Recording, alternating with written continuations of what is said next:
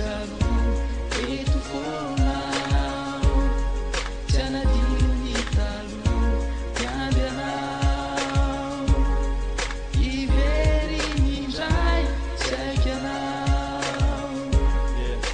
ambatoa Tany lavitany anao baza aty matiavy isan'andro miantso anao indriditsy na azo le sarinao nitazaky izy sisa mba tavely mba modia amizay moe faza ama arikely tosita vetivety miasambaratsika roa tsy maintsy andao anay anao hitady zay aso ty mandaly ihany efa samy latsapaky na iza na ianao mialahely totsy saky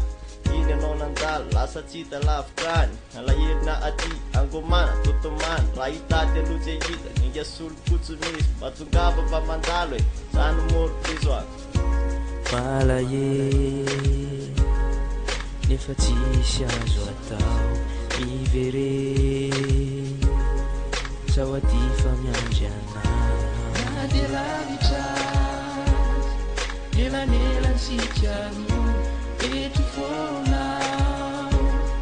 tianadino mitalo miandry anao ivery mindray tsy aiky anao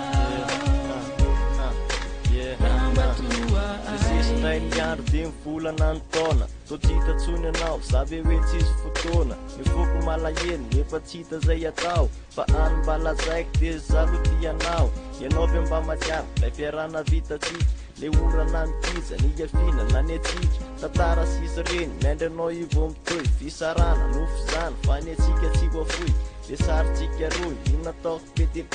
fa tsisy asolanao zany na sifa PDP ianao natsapaky na fatarako efity mba modia amizay moe zany moseria tsy titsony zay atao fa efa lasanao mifo yarenao zao antso izao zao aty fa miasa lo zay lay angam-panavy aty aminay mitsamo ho atolotra ho anao sy ho anzipiky faretsaretsa dala-piainany zany kopy daholo isagny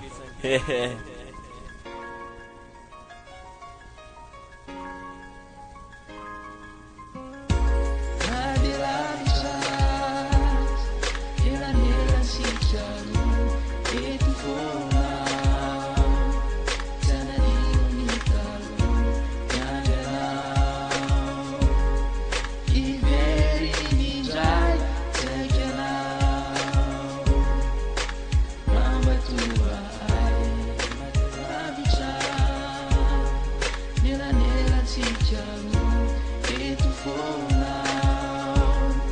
tianadino